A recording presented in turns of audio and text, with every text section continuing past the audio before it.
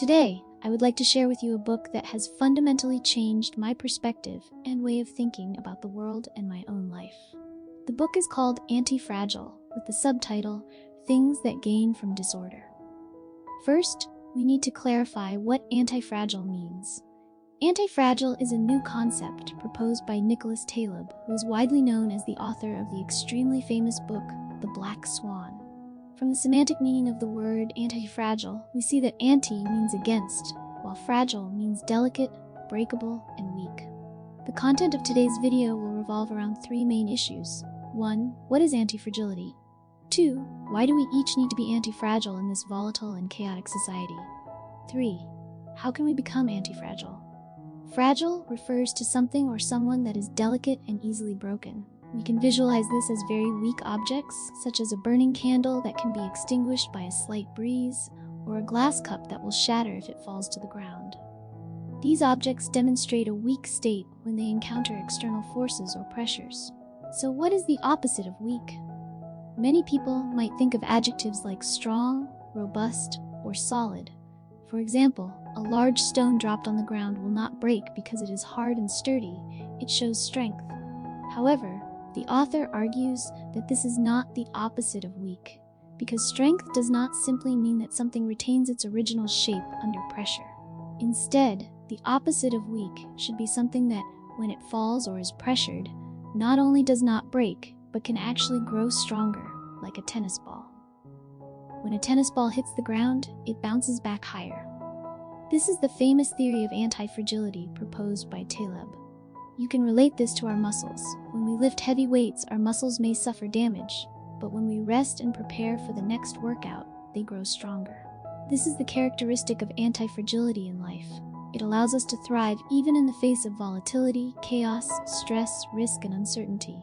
Not only can we avoid breaking, but we can also become stronger. So why must we be antifragile? Because our world is too fragile. Have you ever heard of the term black swan? The Black Swan is another valuable book that changes our mindset, and Antifragile is another incredibly useful book by Taleb that helps us live happily in a world full of black swans. A black swan refers to unpredictable events that have severe consequences. We live in a world where many things are unpredictable. Who would have imagined that one day, terrorists would fly planes into skyscrapers, leading to the creation of surveillance systems to control terrorist groups? Yet, we still cannot predict events like mass shootings in public places. Basically, when a black swan event occurs, we cannot foresee anything, making our world increasingly fragile. We are often powerless against natural disasters, aging, illness, and death, or against random events that do not go our way. Businesses can go bankrupt, jobs can be lost, and relationships can fall apart, all of which are beyond our control. Therefore, to survive in this increasingly fragile and uncertain world, we must learn to cope with it, and antifragility is the best way. You cannot control others, nor can you control the world. The only thing you can control is improving your ability to withstand your own fragility and to gain benefits even in adversity. As the famous saying goes, what doesn't kill you makes you stronger. This ability helps us deal with life's uncertainties, allowing us to live happily and well. So how do we become anti-fragile? First, you must know not to live like a turkey or a donkey in a famous thought experiment.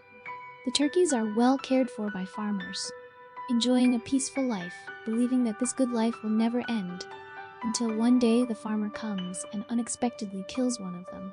However, this turkey always believed that stability would guarantee its life, but it was wrong. The farmer fattened it up to make it feel safe, only to eventually slaughter it. In reality, many people's lives are similar to that of the turkey. They seek stability without seeing the hidden dangers. When something suddenly changes, they cannot adapt and are left with nothing but regret. For example, many people go through nearly half their lives only excelling in one thing. When they hit 40, a critical age when companies start downsizing, they find it hard to get a new job because companies prefer to hire younger employees who demand lower salaries. These individuals may end up driving for ride-sharing apps, competing with younger workers, leading to a stagnant life that is difficult to escape from. Another example is the donkey in the same thought experiment, which is both hungry and thirsty. standing between food and water, unable to decide which way to go. Ultimately, it dies of hunger and thirst. This illustrates the importance of resilience and adaptability in life. Pursuing stability is like setting yourself up for a slow-burning bomb. In today's society, many of us hesitate and fear making decisions that could change our reality, just like the donkey. Thus, the author advises us to let our lives resemble that of a cat. While many people today want to create a world like a machine, the author compares it to a washing machine. This Newtonian mindset assumes that the entire world can be logically calculated and assembled. Both the washing machine and a cat have bodies, but the washing machine's body is not alive. It cannot self-repair. If one part fails, the entire machine stops working. But cats are different. Have you ever noticed a cat falling from a high place and still surviving? This is because a cat's body is very flexible and has excellent anti-fragile capabilities. Many of us make the mistake of fearing risks and uncertainties. The more we fear, the more we want to control, seeking safer options. However, life is not sweet. The more we want to control, the more fragile our lives become. For example, in the US, you might see single mothers who worry about every little thing for their children. They ensure their kids learn specific things in first grade, then second grade, and so on, hoping to create a stable life for them. They believe that if their children follow their plans, they will become successful and stable. But the reality is not that simple. Many people follow a structured path from middle school to high school and then to college, only to find out that they are not capable of anything. When they find a stable job, they realize that life lacks excitement and meaning because their paths have been predetermined.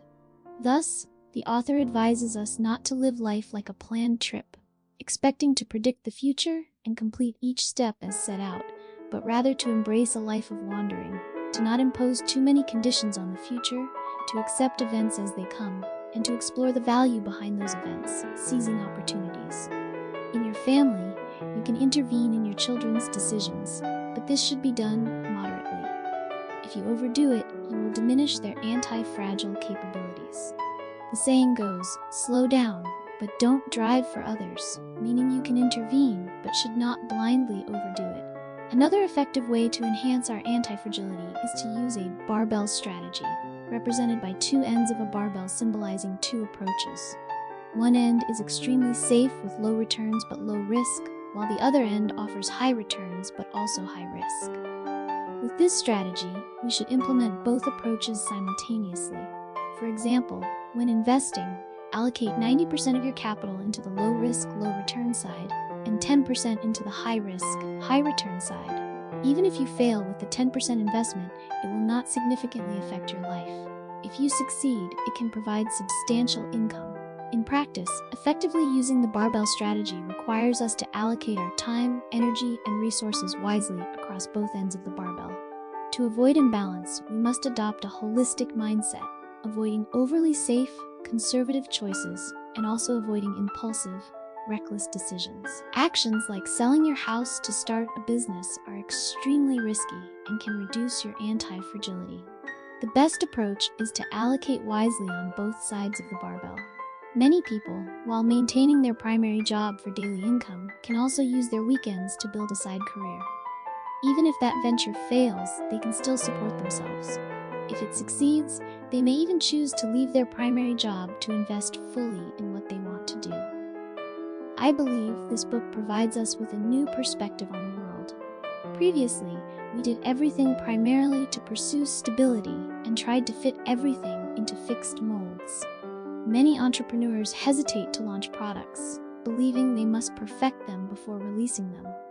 However, when the product finally reaches the market, they discover that it is too weak because it lacks anti-fragility. The principle of anti-fragility here is to allow products to receive continuous feedback. Just like when you decide to do something, you think you must prepare perfectly before taking action, but once you start, you may face feelings of failure and inadequacy. What you really need is the ability to try, continuously get feedback, and through that ongoing feedback, you will achieve success. When you finish reading this book, you will see that life is full of asymmetries. Gains and losses are not symmetrical.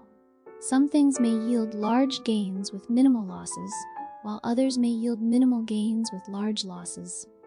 Each failure has the potential to serve as a stepping stone to achieving another benefit. The important thing is that we should not fear changes. We should embrace instability and design a suitable barbell strategy for ourselves. Finally, let me add one more thing. The world does not expect us to understand it completely. It is about our inability to grasp everything. If you cannot hold everything in your hands, it is better to embrace change and chaos. You must understand that life is always full of challenges and opportunities for progress, whether good or bad. We can derive benefits from both. This is the essence of wisdom that this book offers us. I don't know how you feel about the book, but please leave your feedback in the comments below. Thank you for listening.